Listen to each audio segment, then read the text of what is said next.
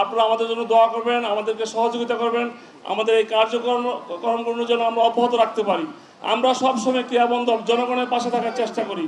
ক্রিয়াবন্ধব আমরা আমাদের পার্টির চেয়ারম্যান, ভারপ্রাপ্ত চেয়ারম্যান তারেক রহমানের নির্দেশে আমরা এই কাজগুলো চালিয়ে যাচ্ছি। আমরা সবসময় যেন এই কাজগুলো করতে পারি। আপনারা আমাদের পাশে থাকবেন।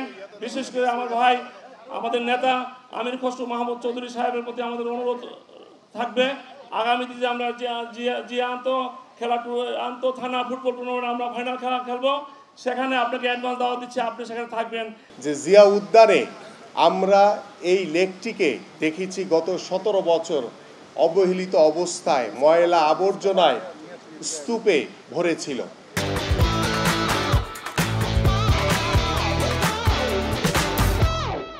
আমরা সেই লেকটিকে পরিষ্কার করে আমাদের আজকের যে সারা বাংলাদেশ থেকে যে বরেণ্য সাঁতারুগণ আমাদের এখানে উপস্থিত হয়েছে, ইতিমধ্যে বেশ কয়েকটি ক্যাটাগরিতে আমাদের সাঁতার পর্ব ইতিমধ্যে শেষ হয়েছে।